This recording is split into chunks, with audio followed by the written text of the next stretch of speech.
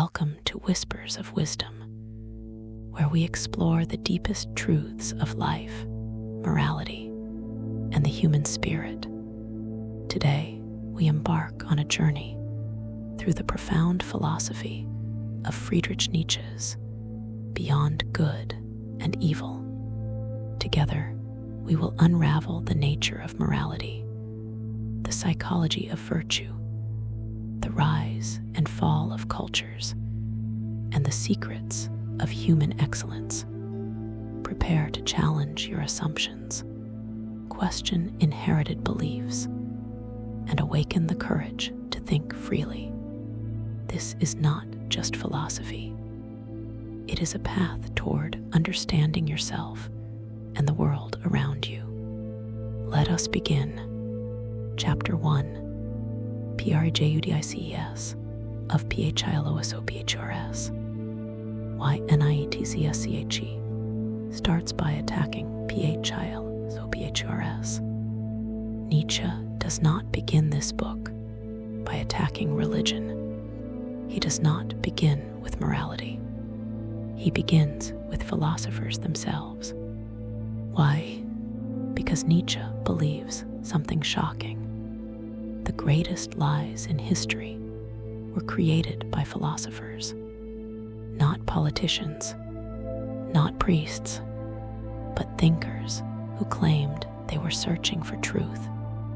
Nietzsche says philosophy has been dishonest from the beginning, not intentionally dishonest, but unconsciously biased. The biggest prejudice, belief in absolute truth. Philosophers start with one assumption: that truth is eternal, universal, independent of life. Nietzsche calls this the first prejudice. He asks a dangerous question. What if truth is not absolute? What if truth changes with life? What if truth is a human invention? Most philosophers never ask this. They assume truth is sacred. Nietzsche says, this assumption itself is not proven. It is faith. Philosophers pretend to be objective.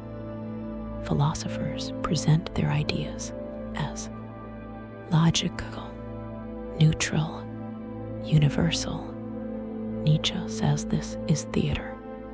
Behind every philosophy is a personality, a temperament, a life experience, a hidden desire. A fearful philosopher creates moral systems that value safety. A weak philosopher creates values that condemn strength. A resentful philosopher invents equality. Philosophy is autobiography disguised as logic. Reason is not the king. Instinct is. Traditional philosophy worships reason. Nietzsche says, reason is not the master. Instinct is. Humans decide first with instinct. Logic comes later to justify the decision. Philosophers reverse this order to appear noble. They pretend, I reasoned my way to this conclusion. Nietzsche says, no, you felt your way there. The error of Apophthegms. Philosophers divide the world into opposites, true/false, good/evil, body/soul, reason/emotion. Nietzsche says reality is not divided like this. Life is mixed, contradictory, messy. By forcing opposites, philosophers simplify life to control it. Why Philosophers hate change? Nietzsche notices something strange. Philosophers love eternal truths, fixed ideas, unchanging laws. Why? because change is terrifying. If everything flows, then no belief is permanent, no morality is final, no truth is safe. Philosophers freeze reality to feel secure. They call this truth the myth of the pure thinker. Philosophers imagine an ideal being, pure reason, no instincts, no body, no desires. Nietzsche laughs at this. A thinking being without instincts is not human. It is not alive. Thinking is a tool of life, not a god above life. Philosophy as power struggle. Nietzsche reveals a hidden truth. Every philosophy is a power move. When someone defines what is true, what is moral, what is valuable, they gain power over others. Philosophy shapes education, love, culture, self-worth. Philosophers are lawmakers, but they pretend to be observers. Why Philosophers hate the body. Traditional philosophy distrusts the body, desire, pleasure, instinct. Nietzsche says, this hatred comes from weakness. The body represents chaos, power, animal life. Weak thinkers fear this, so they declare the body sinful and the mind sacred. The problem with free will. Philosophers love free will because it allows punishment. It creates guilt. It supports morality. Nietzsche questions this. He says free will was invented to blame, judge, control, not to understand humans, but to discipline them. Why Philosophers need morality. Without morality, there is no guilt, no obedience, no control. Philosophers defend morality because it gives meaning to suffering. But Nietzsche asks, what if suffering does not need meaning? What if life simply is? The courage, NIETZSCHE, Nietzsche does not want new beliefs. He wants intellectual courage. The courage to say, I don't know. This belief may be false. Morality may be human-made. This courage is rare. Most prefer comforting lies. What this part achieves. In part I, Nietzsche has done something dangerous. He has removed the authority of philosophers. Now, truth is unstable. Morality is questionable. Philosophy is exposed. The ground beneath us is shaking. And this is intentional, because before rebuilding values, you must destroy false foundations. Chapter 2, The Free Spirit. Who is a free spirit? Nietzsche now turns to a dangerous question. Who is strong enough to live without lies? Not everyone should be free. Not everyone can survive truth. A free spirit is not a rebel for attention, someone who breaks rules for fun, someone who rejects society emotionally. A free spirit is someone who can question everything, live without borrowed beliefs, stand alone without collapsing. Freedom is not happiness. Freedom is weight. Most people collapse under it. Nietzsche now turns to a dangerous question. Who is strong enough to live without lies? Not everyone should be free. Not everyone can survive truth. A free spirit is not. A rebel for attention, someone who breaks rules for fun, someone who rejects society emotionally. A free spirit is someone who can question everything, live without borrowed beliefs, stand alone without collapsing. Freedom is not happiness. Freedom is weight. Most people collapse under it. Why most people need ILLUSIONS. Nietzsche makes an uncomfortable observation. Most humans need certainty, need moral rules, need clear meaning, need someone to tell them what is right. Without these, they feel lost. Religion, morality, ideology. These are psychological support systems. Remove them suddenly, and many people feel empty, become anxious, lose direction. That is why Nietzsche says, truth must be handled carefully. Not everyone can carry it. The free spirit is not an atheist by emotion. A free spirit does not reject God because of anger. He does not say, I hate religion. He asks, is this belief still serving life? If a belief weakens strength, encourages guilt, punishes instincts, then it must be questioned. Free spirits do not destroy beliefs emotionally. They outgrow them. Why free spirits are lonely. Once you step outside common beliefs, you lose social comfort. You lose easy friendships.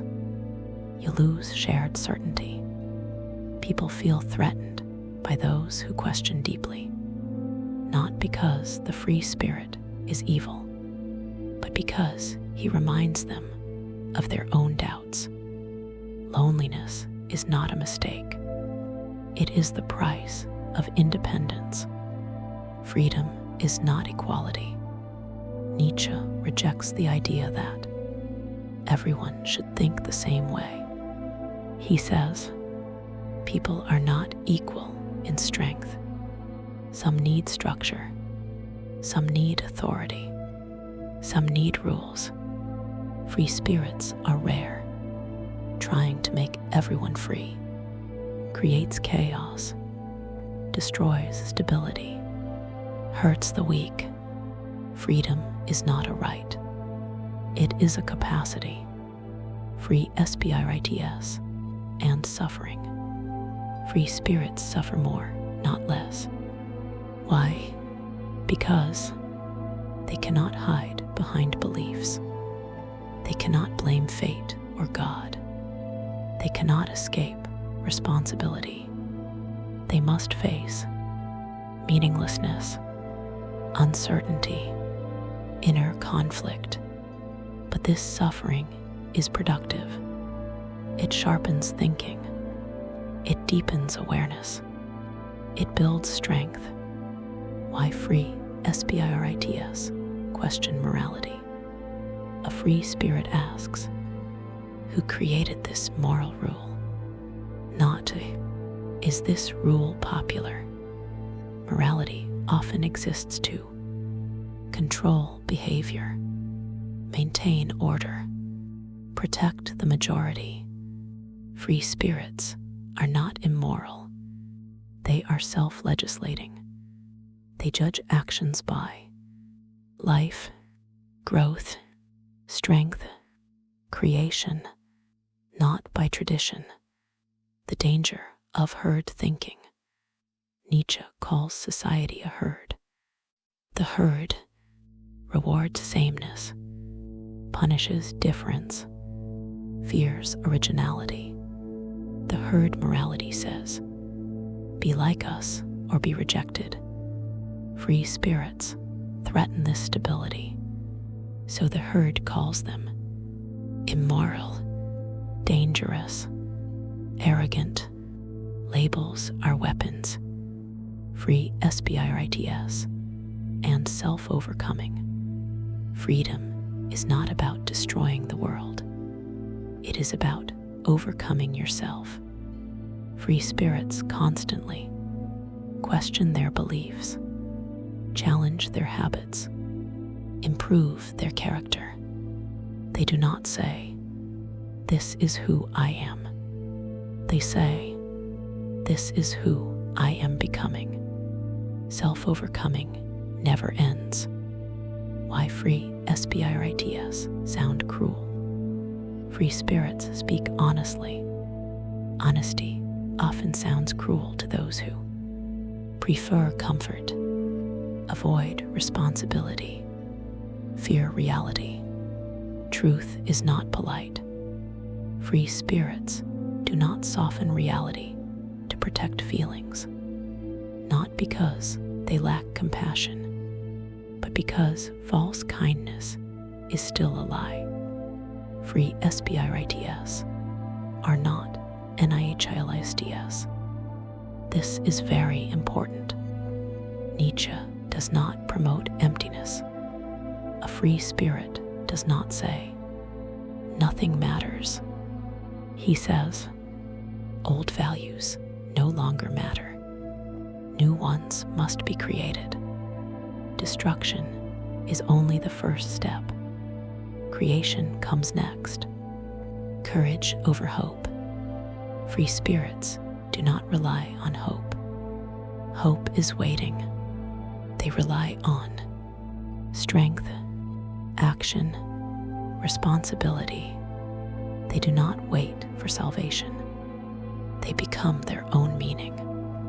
Why most people should not follow Nietzsche. Nietzsche is honest. If everyone became a free spirit, society would collapse. Order would vanish. Chaos would rise. Most people need rules, structure, clear authority. Nietzsche writes for the few, not the many. The price of freedom. To be a free spirit means no guarantees, no absolute truth, no moral safety net, only responsibility. Freedom is not light. Freedom is heavy, and only the strong can carry it. Chapter 3, The Religious Mood.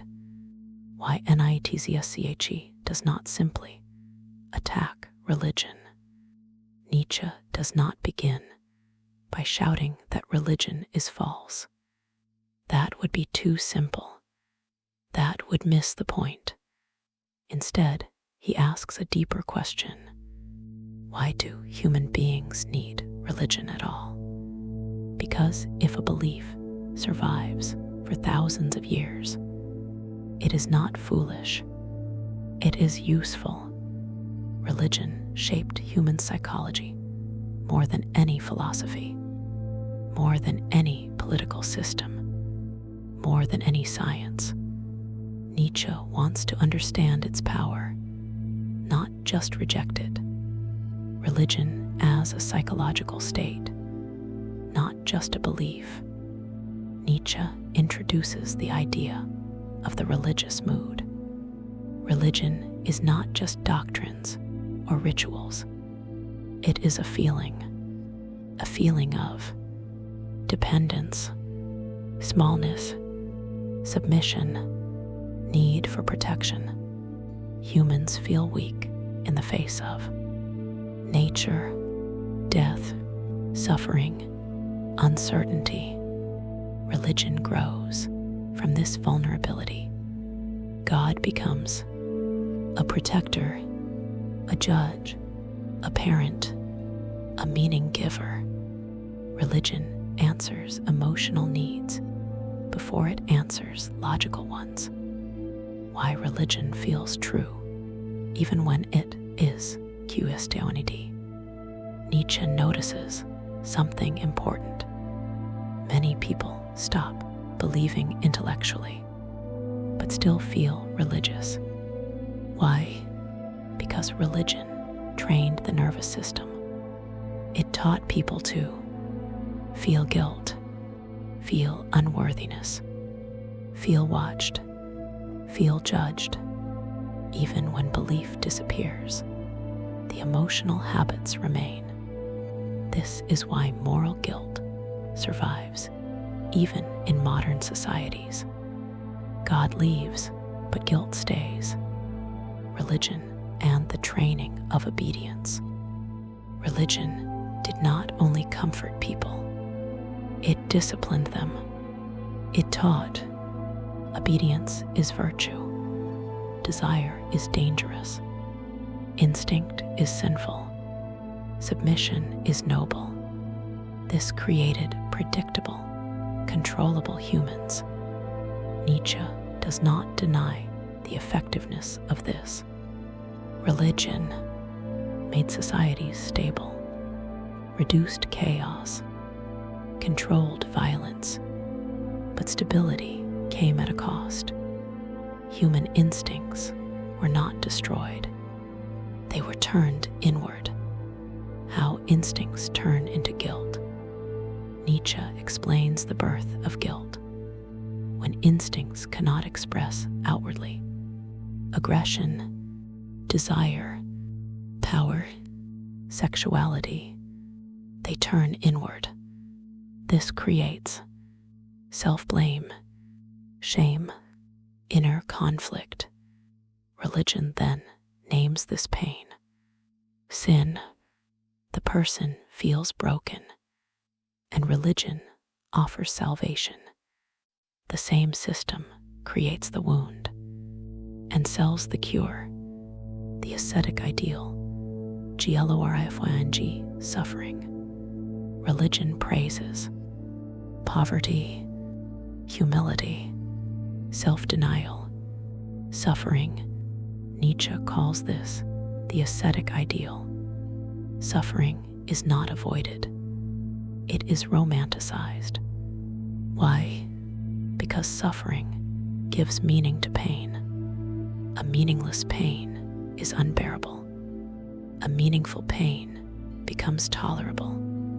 Religion says, you suffer because you are sinful. You suffer to be purified. You suffer for a higher purpose. Nietzsche sees this as psychological survival, not truth. Why strong individuals were feared. Strong, confident individuals threatened religious order. They trusted themselves. They valued strength. They followed instinct.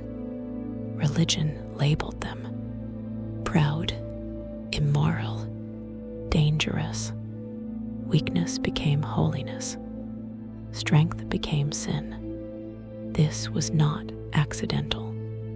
It protected the majority from being dominated. Religion as a moral revolution of the weak. Nietzsche makes a bold claim. Religion was a revolution of the powerless. Those who could not rule by strength ruled by morality. They redefined values. Strength became evil. Pride became arrogance. Power became corruption. This was a brilliant psychological victory. The strong were made to feel guilty for being strong. Why religion creates equality. Religion teaches all souls are equal before God. Nietzsche says, this is not truth. This is strategy. Equality comforts the weak. It limits the strong by making everyone morally equal. Natural differences are denied. Religion does not describe reality. It reshapes it. Why religion hates earthly life. Religion focuses on afterlife, heaven, another world. Nietzsche calls this life denial, when the real world is seen as temporary, corrupt, unimportant. People stop fully living. Earth becomes a test, not a home. Nietzsche sees this as a tragedy. Life was sacrificed for imaginary worlds. Why God is dead does not end religion, even when belief in God collapses. Religious values remain.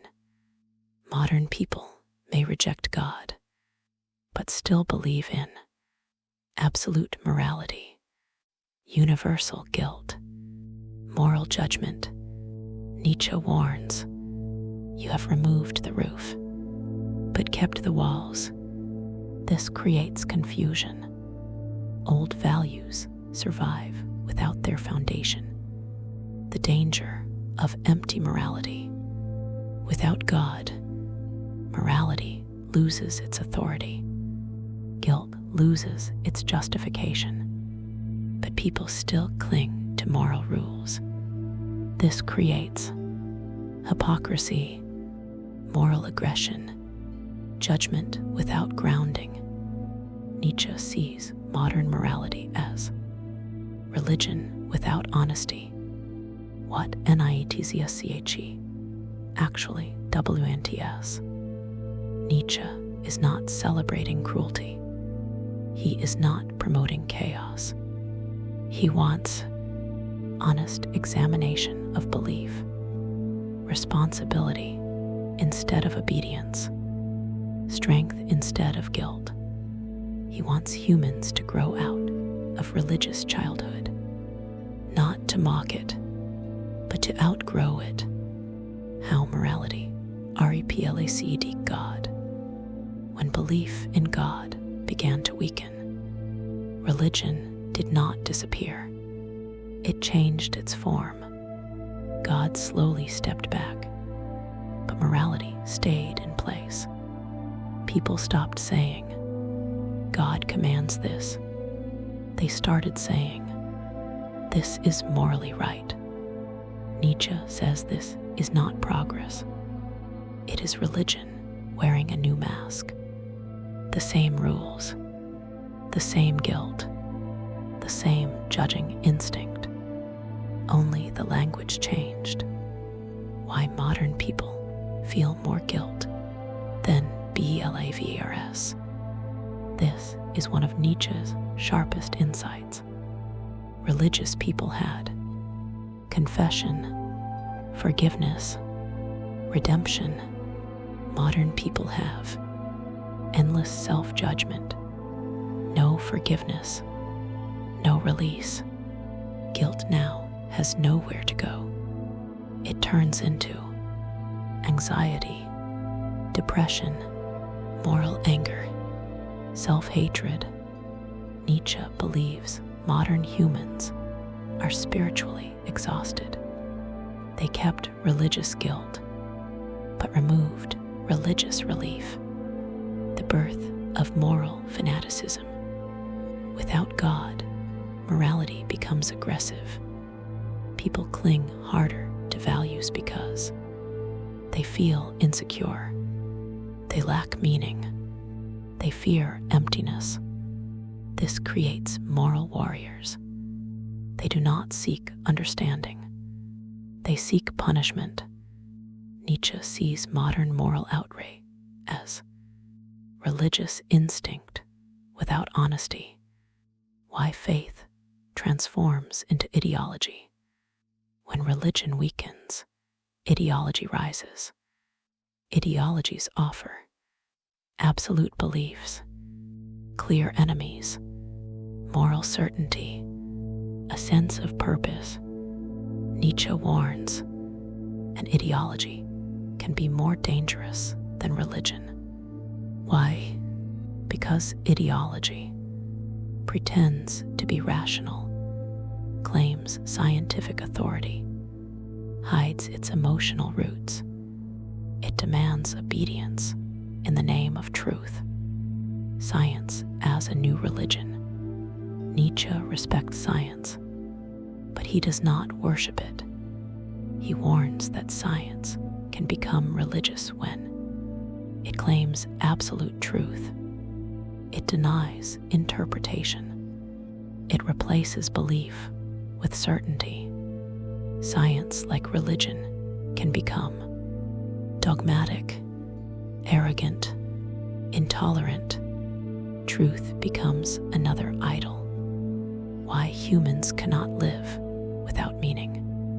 Nietzsche never says humans should live without meaning. He says humans cannot live without meaning.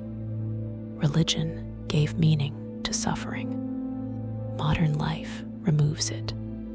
This creates existential anxiety, emptiness, despair.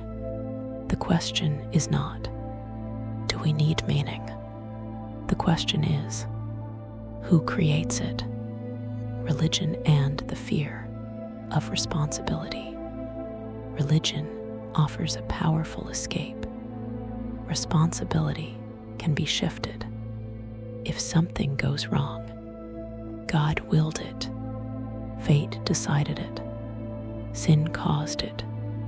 Nietzsche says, freedom means no excuses. This is terrifying. Religion protects people from responsibility. Why religion is attractive to the weak. Nietzsche is careful here. Weak does not mean stupid. It means overwhelmed, exhausted, fearful of chaos. Religion offers clear rules, predictability, emotional safety. Nietzsche does not mock this need. He only says it should not rule humanity forever. The cost of religious comfort. Comfort always has a price. Religion reduces inner conflict, anxiety, fear, but it also reduces courage, creativity, self-trust. Humanity traded depth for safety. Nietzsche believes this trade has gone too far. Why religion produced great souls and small ONES. Religion is not simply harmful. It created strong discipline, deep thinkers, powerful art, focused minds, but it also produced self-hatred, life denial, obedience, fear of instinct. Nietzsche does not reject religion emotionally. He evaluates it historically, moving beyond religion without falling into chaos. This is Nietzsche's real concern. If religion collapses suddenly, people lose orientation, values collapse, nihilism spreads. Nietzsche does not want destruction without creation. He wants strong individuals, new values, self-created meaning. This is a slow process, not a revolution. The free spirit's relation to religion. A free spirit does not mock faith. He studies it. He asks, why did this belief exist? What did it protect? What did it suppress? Free spirits respect religion's role, but refuse to live inside it. The future after religion. Nietzsche does not give easy answers. The future is uncertain, but he believes new values must be created. Responsibility must replace obedience. Strength must replace guilt. Humanity must grow up. The religious mood complete. Religion was humanity's childhood. Necessary, protective, limiting. Now humanity stands at a crossroads. Remain dependent or accept responsibility. Nietzsche believes only a few are ready.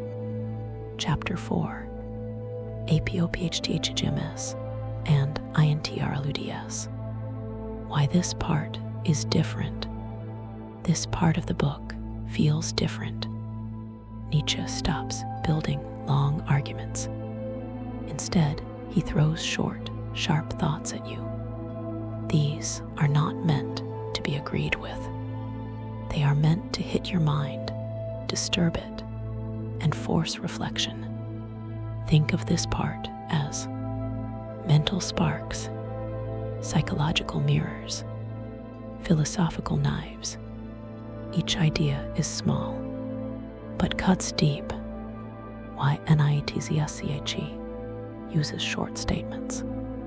Nietzsche knows something important. Long explanations allow people to get comfortable, misunderstand safely, agree without changing. Short statements do not allow escape. They stay in your head. They return later.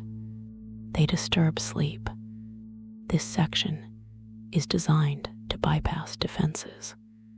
Human beings rarely know themselves. Nietzsche points out a painful truth. Most people live their entire lives without ever truly knowing why they act, why they believe, why they desire.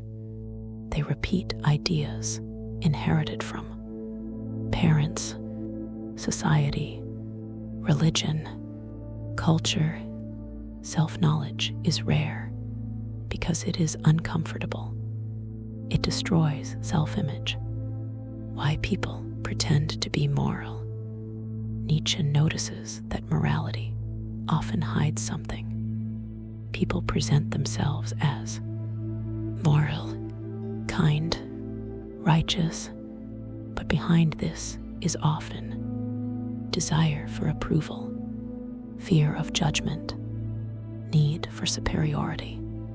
Morality becomes a performance. Goodness becomes a costume. Kindness can be a form of power. Nietzsche shocks readers here. He suggests that kindness is not always selfless. Sometimes kindness is a way to control, a way to feel superior, a way to create dependency. Helping others can secretly say, I am above you. This does not mean kindness is evil. It means motives matter more than appearances. Why people love to judge. Judgment gives pleasure.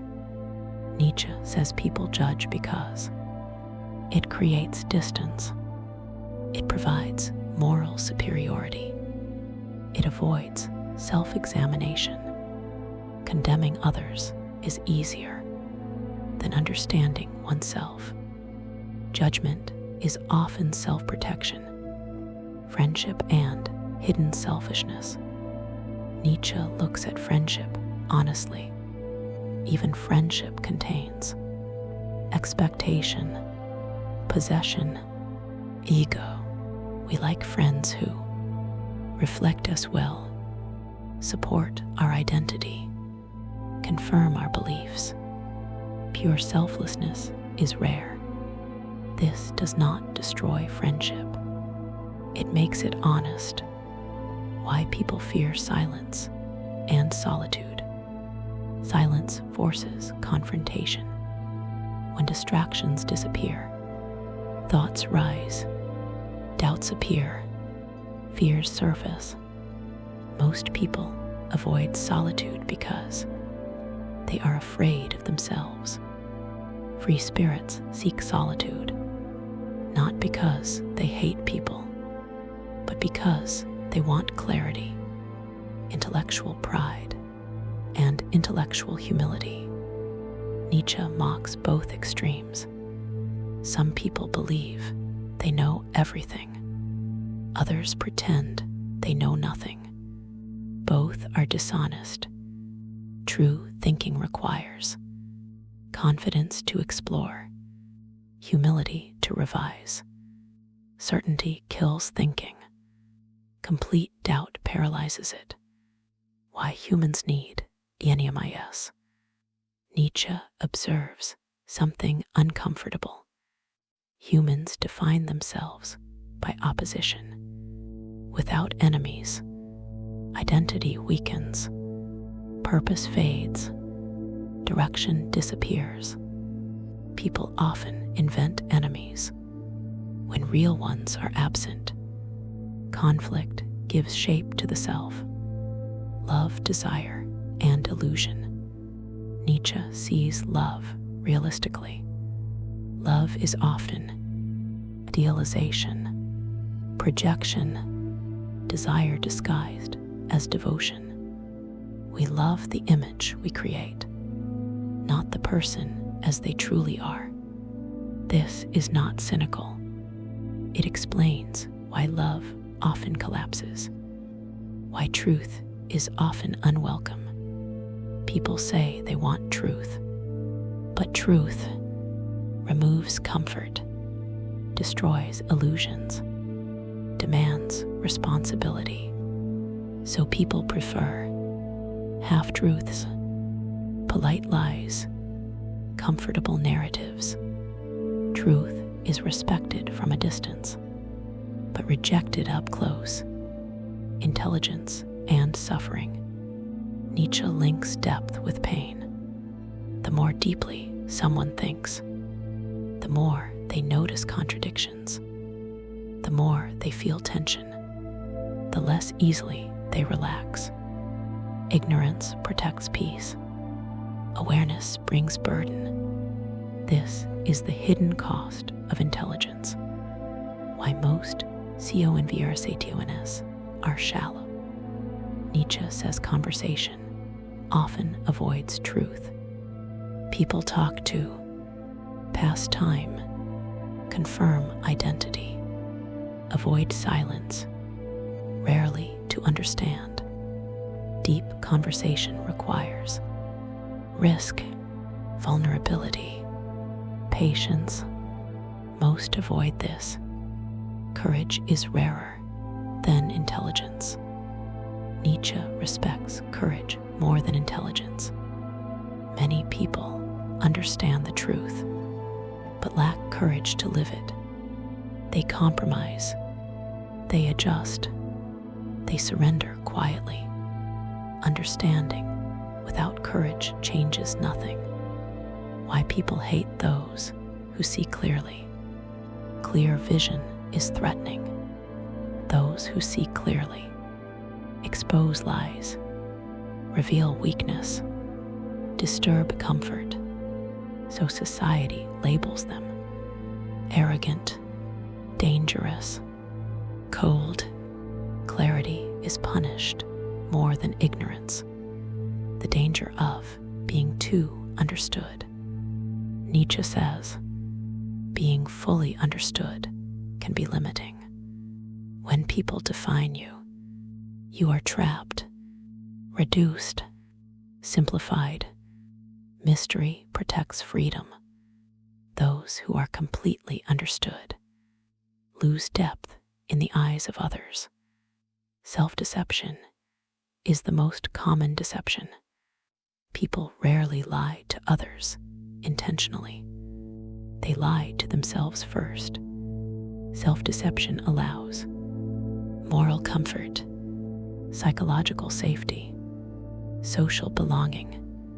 Facing oneself honestly is rare and painful. Why people resist change. Change threatens identity. If beliefs change, past decisions feel wrong. Ego feels attacked. Stability collapses. So people defend beliefs, even when they no longer make sense. Consistency feels safer than truth. NIETZSCHE's warning about quick judgments. Short thoughts can be misunderstood. Nietzsche warns, do not judge ideas quickly. Some thoughts are seeds. They grow slowly. Instant agreement or rejection. means the thought did not penetrate. What this part is training you to do. This section is not teaching conclusions. It is training, observation, psychological awareness, intellectual honesty. Nietzsche wants readers to think sharper, judge slower, question deeper. The purpose of Apophthegms. These thoughts are not rules. They are tests. If they made you uncomfortable, they worked. If they made you defensive, they worked. If they stayed in your mind, they worked. Chapter 5: The Natural History of Morals. Why Nietzsche studies morality like a scientist. Nietzsche does something radical here. He does not ask, is this moral good or bad? He asks, where did this morality come from? Just like a biologist studies plants, animals, evolution, Nietzsche studies morality itself. He treats morals not as divine laws, but as historical products. Morality has a history, and anything with a history can change. Morality did not fall from the sky. Most people believe morality is eternal, universal, fixed. Nietzsche says, no, different cultures had different morals, different values, different ideas of good and bad. What was praised in one time was condemned in another. This alone proves morality is not absolute. Why Nietzsche calls it natural history. Nietzsche uses the word natural carefully. He believes morals grow out of human instincts, social conditions, power relationships, survival needs. Morals evolve like species. They adapt, they dominate, they sometimes die. The original meaning of good and bad. Nietzsche looks at early societies. Originally, good meant noble, strong, powerful. Bad meant weak, common, ordinary. Good was a self-description by the ruling class. The strong did not ask for permission. They defined value. They said, this is good because we are good. How evil was invented. The weak could not defeat the strong physically, so they fought psychologically. They created a new moral language. Now, strength became evil, pride became sin, power became immorality. This was not accidental. It was strategic. Nietzsche calls this a moral rebellion of the weak. Resentment, the hidden engine of morality. This is one of Nietzsche's most important ideas. Resentment is suppressed anger, powerlessness turned inward, hatred that cannot act. The weak could not strike back, so they judged, they condemned, they redefined values. Morality became revenge, delayed and disguised. Why morality always serves. Nietzsche insists, every moral system benefits a group. Ask, who gains power from this rule? Who is protected? Who is restrained? Morality is never neutral. Even compassion can be political. Why modern morality feels obvious. People say, this is clearly right. This is clearly wrong. Nietzsche says, That feeling comes from conditioning, not truth.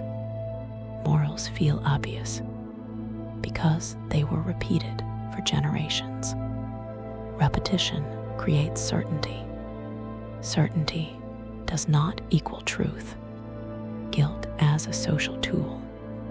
Nietzsche examines guilt closely. Guilt is not natural. It was developed to control behavior, enforce promises, create predictable people. A guilty person is easier to control than a violent one. Guilt is internal punishment. YPROMISES, CRATD, morality. Early societies needed trust. To create trust, they created punishment, memory through pain, obligation. People learned, if I break my word, I suffer. Morality grew out of debt and punishment, not kindness. Conscience is not divine. People believe conscience is sacred. Nietzsche says conscience is trained. It is society's voice, installed inside the individual. What you feel guilty about depends on where and when you were born. That alone proves conscience is historical. Why equality is a moral idea, not a fact. Nietzsche does not deny that equality is useful. He denies that it is natural. People are not equal in strength, intelligence, will, capacity. Equality as a value exists to reduce domination, protect the weak, stabilize society. It is a moral invention, not a description of reality. Why morality hates exceptional, individuals. Exceptional individuals break norms, create new paths, disrupt balance. Morality exists to maintain order, limit extremes. So morality fears greatness. It calls exceptional people dangerous, immoral, unethical. Greatness is often condemned first. The conflict between life and morality. Life wants growth, expansion, experimentation. Morality wants stability, predictability, safety. This creates tension. Nietzsche believes modern morality often works against life. It preserves comfort, not vitality. Why good INTIONS are irrelevant. Nietzsche dismisses moral intentions. What matters is effect, outcome, consequence. Good intentions can still weaken life. Moral purity does not guarantee value. Morality as a symptom, not a solution. Nietzsche treats morality like a symptom. It reveals fear, strength, weakness, social condition. Instead of asking, is this moral? He asks, what kind of people need this morality? Why morality changes when power changes. When power shifts, values shift, virtues chain, sins chain. Morality follows power, not the other way around. History proves this repeatedly. The danger of BLIVING morality is final. If people believe this morality is the final truth, then growth stops, questioning ends, creativity dies. Nietzsche sees this as decay. Life requires reevaluation. Nietzsche is not calling for immorality. This is crucial. Nietzsche is not saying, do whatever you want. He is saying, understand the origin of your values. Only then can you choose responsibly. Blind morality is obedience. Conscious values are strength. Toward new values, Nietzsche believes old morals are exhausted. They no longer serve human potential. But destruction is not enough. New values must be created by stronger, more conscious individuals. The real question of this part, Nietzsche leaves us with a challenge. Are your morals inherited, conditioned, fear-based, or chosen, life-affirming, self-created? Most people never ask this. Why this part is the core. This section changes everything. After this, morality is no longer sacred. Guilt is no longer divine. Values are no longer unquestionable. Freedom becomes possible, but also dangerous. Nothing holds you now, except responsibility.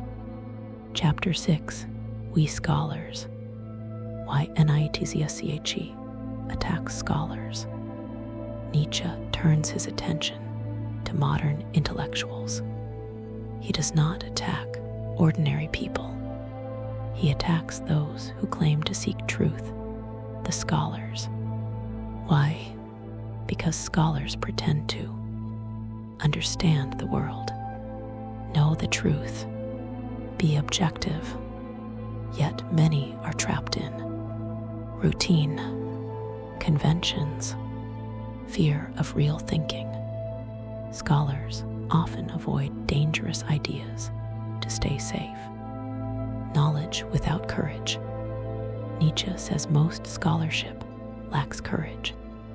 Scholars gather facts, quotes, and books. They create vast libraries. They analyze endlessly. But when it comes to living the truth, they shrink. Facts are safe. Living truth is dangerous. Knowledge without courage is sterile. The problem of specialization. Modern scholars focus on small areas. They become experts in tiny corners. Nietzsche sees a problem. Specialization creates narrow vision. Scholars miss the whole picture. They cannot connect life and knowledge. A person who knows much about one leaf may never see the forest. Scholars and fear of life. Many scholars hide behind libraries, journals, academic authority. Why? Because real life is messy, unpredictable, contradictory. Books are safe. Life is dangerous. Scholars choose safety over truth. The intellectual herd. Scholars form a herd. They value approval from peers. They avoid radical ideas. They imitate the most respected thinkers. Nietzsche calls this intellectual laziness. It is obedience disguised as sophistication. The danger of bookish thinking. Books are not life. Many scholars confuse reading with understanding, memorizing with thinking, writing with insight. Knowledge is not knowledge until it changes your actions, perception, and courage. Scholars and morality. Nietzsche notices scholars are moral in safe ways. They admire order. They avoid offense. They respect tradition. Scholars often repeat the morality of the herd, even as they study it. They cannot escape conditioning. Intellectual arrogance. Scholars believe they are superior. They understand the world. They see truth clearly. Nietzsche says, arrogance often hides fear. Many scholars fear life itself, chaos, disagreement, so they build a castle of knowledge, high, isolated, safe, scholars, and the love of detail. Scholars obsess over footnotes, citations, exact dates. Nietzsche criticizes this obsession. Detail matters, but obsession kills perspective. The mind can be paralyzed by endless precision. The role of scholars in society. Nietzsche is not entirely negative. Scholars can preserve culture, clarify knowledge, teach skill, but without courage, they do not transform life. They are historians of dead ideas, not creators of new ones. Why scholars avoid danger. Truth is risky. Danger comes from questioning morality, challenging tradition, living beyond conformity. Most scholars avoid risk. They admire safety. They admire stability. They admire correctness. Nietzsche calls this spiritual cowardice. The scholar and honesty. True scholarship, Nietzsche says, requires honesty. Honesty means facing uncomfortable truths, admitting ignorance, accepting contradiction, challenging oneself. Most scholars avoid this. They value appearance over insight. Intellectual comfort vs.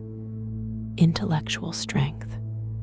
Comfortable scholars avoid risk, follow trends, fear ridicule.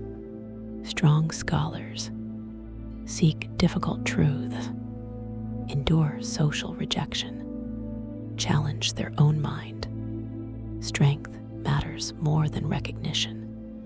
Scholars and life itself. Nietzsche sees a tragic pattern. Scholars focus on knowledge, not life. They study vitality, but avoid being vital. They dissect experience instead of living it.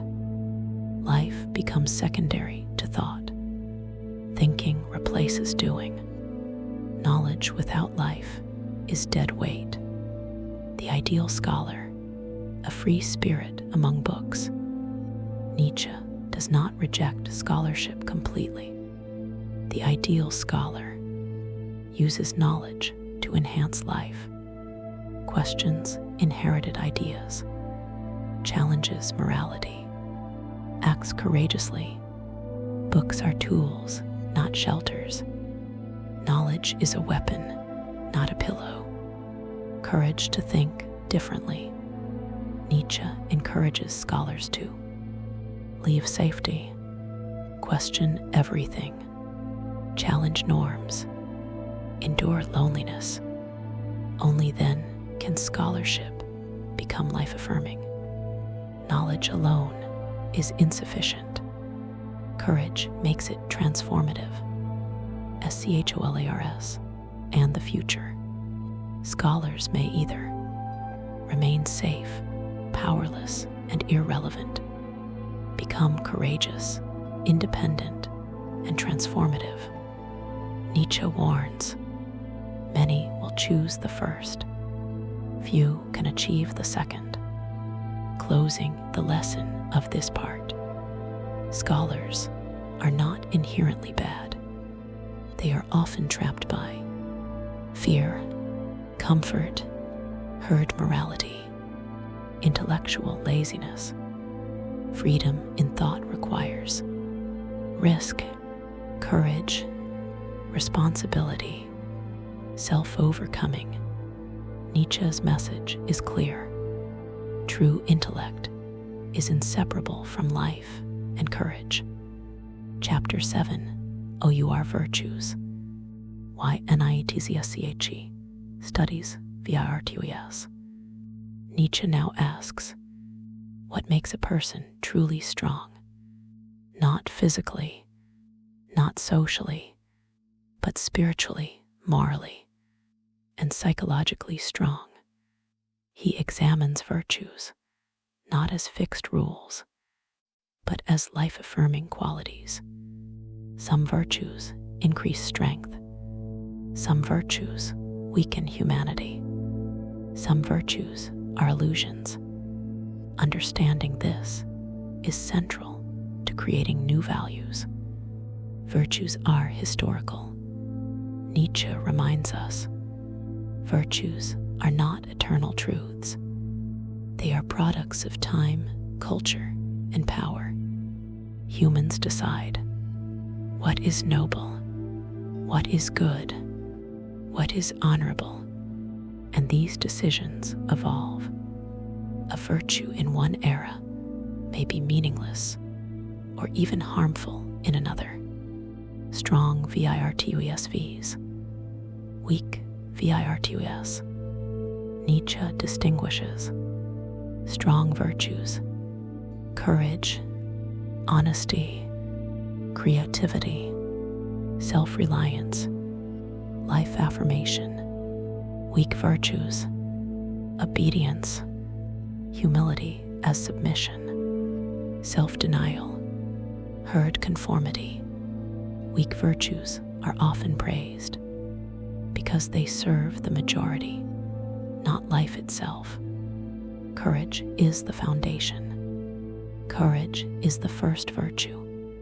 Courage to question, courage to act, courage to face discomfort, courage to accept responsibility. Without courage, other virtues become empty. Kindness without courage becomes weakness. Intelligence without courage becomes arrogance. Honesty with yourself. Nietzsche emphasizes radical self-honesty. Most people lie to themselves about motives, about desires, about fears, about guilt. Self-honesty is difficult, painful, and lonely, but it is the foundation of strength, creativity, and self-creation. A true virtue is the ability to shape yourself. Nietzsche calls this self-overcoming. You do not accept values blindly. You do not follow morality by default. You constantly refine and rebuild yourself. Creativity here is moral and psychological, not only artistic. Life affirmation, a strong virtue, enhances life. Weak virtues often deny life by suppressing instincts, by glorifying suffering, by favoring comfort over growth. Life-affirming virtues say, be strong, be alive, be yourself. Independence of spirit. True virtue requires independence. Dependence weakens on religion, on authority, on social approval. The independent spirit values personal judgment, self-legislation, freedom of thought, nobility, and greatness. Nietzsche examines nobility not as class, but as quality.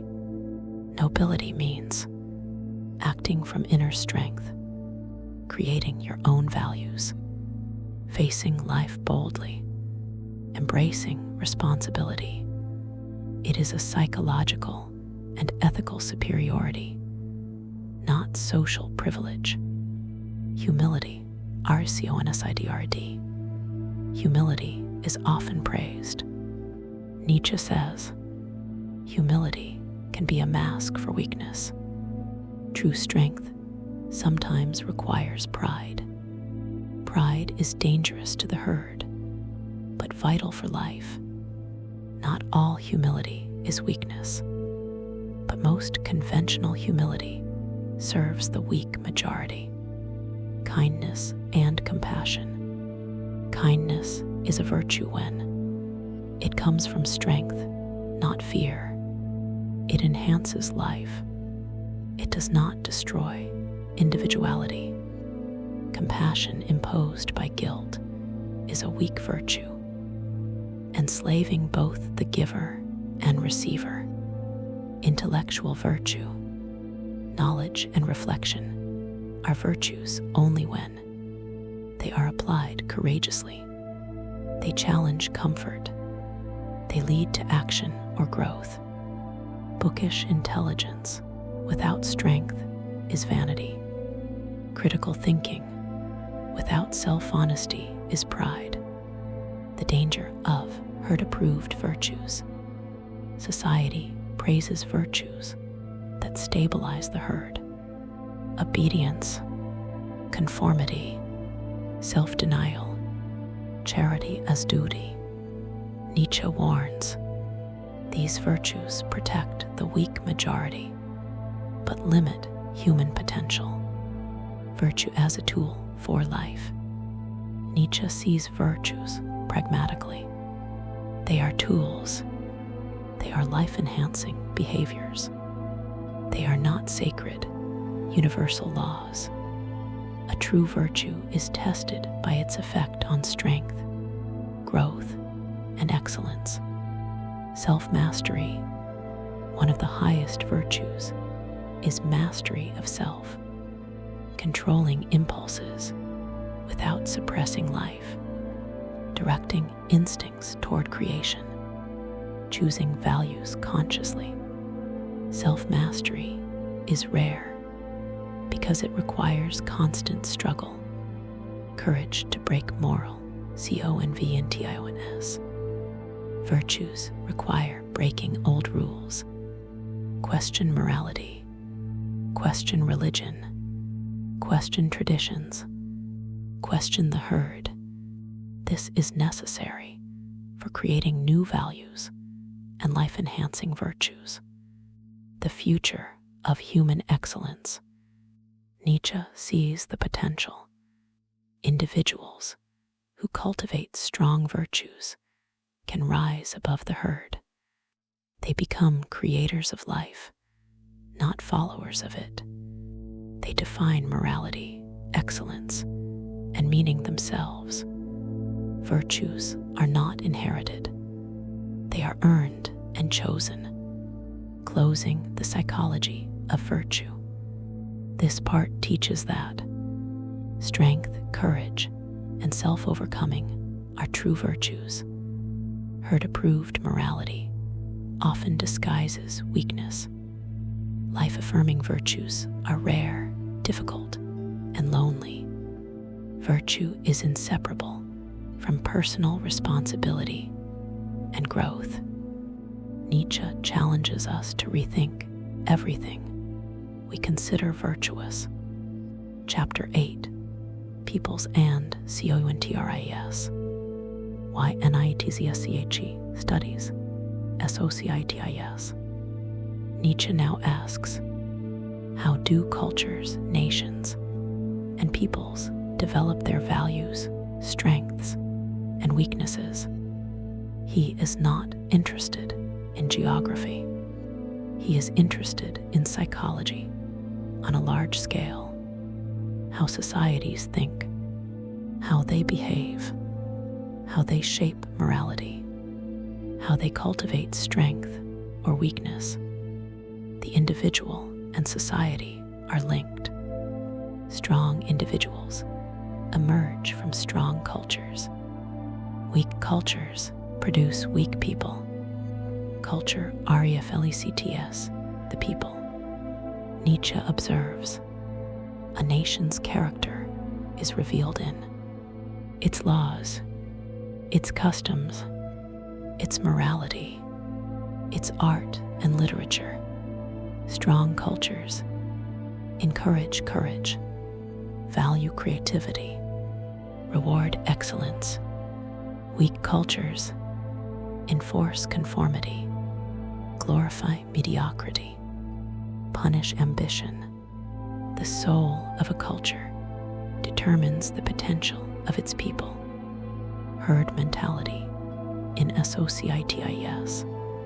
Just as individuals follow the herd, societies also follow it. Majority opinions dominate. Tradition becomes law. Novelty is resisted. Herd mentality limits the growth of exceptional people. Strong nations tolerate, even encourage, exceptional individuals. Weak nations suppress them. Morality is cultural. Nietzsche points out, morality is never universal. Different peoples define good and evil differently. Laws and customs reflect the needs of the majority. The strong are often judged harshly. The weak are praised. Culture shapes morality to preserve itself. The role of power. Power defines values in societies as much as it does in individuals. Ruling classes establish norms.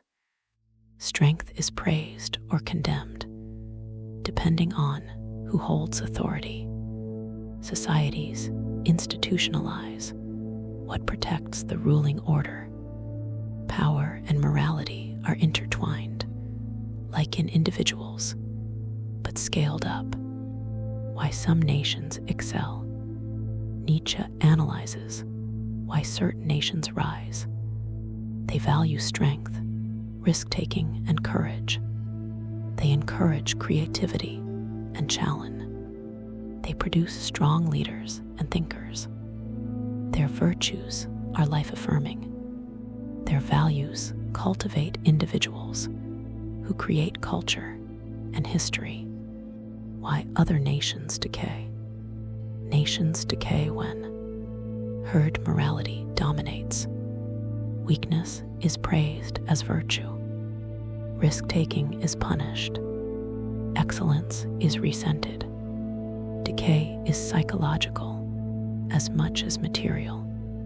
Weak peoples cannot produce strong individuals or bold ideas.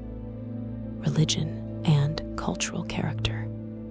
Religion shapes societies as strongly as it shapes individuals, creates obedience and stability, promotes herd conformity, suppresses instinctive strength.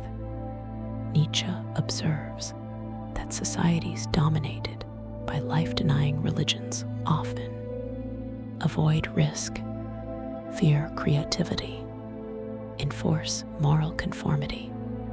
Religion molds cultural psychology, national character, and history. Nietzsche studies historical nations. Each nation carries a psychological imprint. Past victories, defeats, and struggles shape values. Law, art, and religion encode collective experiences. Culture is memory and psychology, not just politics. Strong peoples and exceptional individuals. Strong nations produce exceptional individuals. Philosophers, artists, leaders, innovators, exceptional individuals reinforce cultural strength. They create new values and expand horizons. Weak nations crush individuality. Even genius is constrained. The danger of democracy and equality. Nietzsche warns, democracy and equality can flatten societies. Herd conformity dominates. Average mediocrity is praised. Exceptional individuals are discouraged. Societies that worship equality may sacrifice excellence for comfort. Culture and instincts. Cultures channel human instincts. Instincts for power, creativity, and domination are encouraged or suppressed. Suppression of instincts weakens vitality. Encouragement of instincts cultivates life-affirming values. Societies are like ecosystems. Some nurture growth, others stagnate. Moral inventions of nations. Each nation invents moral rules that serve the ruling class, protect the weak majority, maintain social order. What one nation praises as noble, another may see as weak. Morality is cultural, not universal. The role of suffering in culture. Nietzsche notes, suffering shapes cultures as it shapes individuals. Hardship can strengthen nations. Comfort can weaken them. Societies that avoid struggle often produce weak, passive citizens. Pain is a tool for growth, for both people and nations. Vitality vs. decay.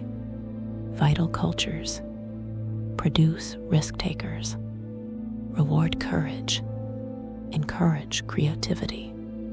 Decaying cultures reward mediocrity, punish ambition, fear chain. This mirrors the psychology of individual virtue. Nations as Arya-Felicitions of human excellence. Nietzsche concludes, strong nations reflect strong individuals. Weak nations reflect weak individuals. Culture amplifies the psychological tendencies of its people. Virtue, courage, and creativity at the individual level determine vitality at the societal level. Society and individuals. This part bridges our earlier explorations. Virtues shape individuals. Individua is shape societies. To cultivate strong societies, we must cultivate strong individuals. Culture is alive only when life-affirming values guide it. Otherwise, decay and herd dominance take over. Chapter 9. What is noble? Why this part matters. Nietzsche now asks the ultimate question. What does it mean to be noble? Not noble in the sense of wealth or social rank, but noble in the psychological, moral, and existential sense. This is the final synthesis of everything. Virtue, part VIII.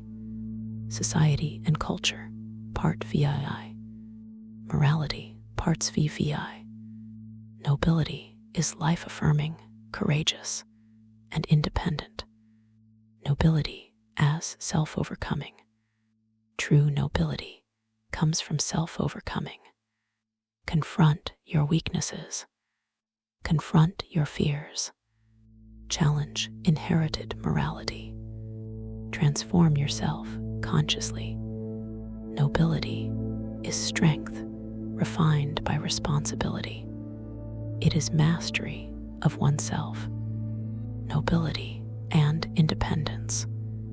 A noble person is independent, free from herd opinion, free from fear of judgment, free from life-denying values. Independence does not mean isolation. It means thinking and acting autonomously. Courage to live fully. Courage is central to nobility. Courage to face truth. Courage to endure suffering. courage to challenge the familiar. Without courage, nobility is only a word. With courage, it becomes existential power, nobility, and creativity. Noble individuals are creators. They create values. They create meaning. They create art, ideas, and life itself. Nobility is not passive. It is active self-expression and life-shaping power. Nobility and honesty. Honesty is inseparable from nobility. Radical self-honesty, clarity about motives and instincts, willingness to face internal contradictions. Without honesty, strength becomes arrogance. Without honesty, virtue becomes self-deception, nobility, and the rejection of herd values. Nobility resists herd morality, conventional piety, life-denying customs, weakness praised as virtue. The noble person chooses values consciously, not because they are socially approved. Pride and humility. Nietzsche redefines pride. Pride is self-respect born from strength, not vanity. Humility is noble only when it is chosen, not imposed. A noble person may appear proud to the herd, but internally, it is grounded in truth and self-mastery. The noble, INSTINCTS. Nobility arises from healthy instincts, power, ambition, creativity, self-preservation, joy in life. These instincts are not denied or suppressed. They are refined and directed consciously, suffering as a tool. The noble person embraces suffering. It is inevitable in life. It tests strength and resilience. It deepens insight. Suffering is not glorified. It is used to grow, refine, and overcome.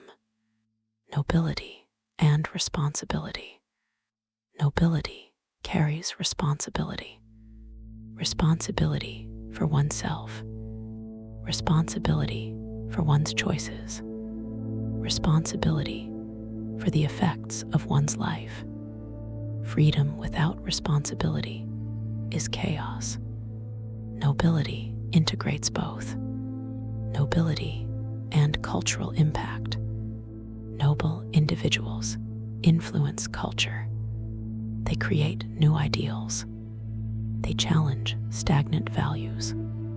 They inspire excellence.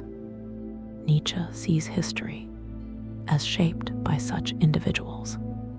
Great cultures are born from noble people, not the herd. Nobility and joy. True nobility affirms life, accepts beauty and tragedy, embraces uncertainty, celebrates vitality. It is not ascetic denial. It is life-affirming, courageous joy. Nobility and the future. Nietzsche challenges each reader. Will you follow the herd? Or will you create yourself? Will you cultivate courage, honesty, and independence? Will you embrace life fully, even with suffering? The future of humanity depends on individuals who dare to be noble. The essence of nobility. Nobility is self-overcoming, courageous, independent, honest, creative, life-affirming. It is a synthesis of Nietzsche's philosophy. Morality is not fixed. Virtue is life-affirming. Strength matters. Culture reflects individual excellence. Nobility transforms both life and society. Nietzsche leaves us with the ultimate challenge to become noble in thought, action, and spirit. Thank you for joining us on Whispers of Wisdom. We have journeyed through the mind of Nietzsche, explored the essence of virtue, and confronted the truths about morality, society, and nobility. Remember, the path to wisdom is not comfortable, but it is life-affirming. Question your beliefs, challenge the herd, cultivate courage, create your own values, and above all, live boldly, think deeply, and embrace your own journey toward greatness. If this exploration resonated with you, like, subscribe, and stay tuned for more whispers that awaken the mind and spirit. Until next time, keep listening, keep reflecting, and keep walking the path of wisdom.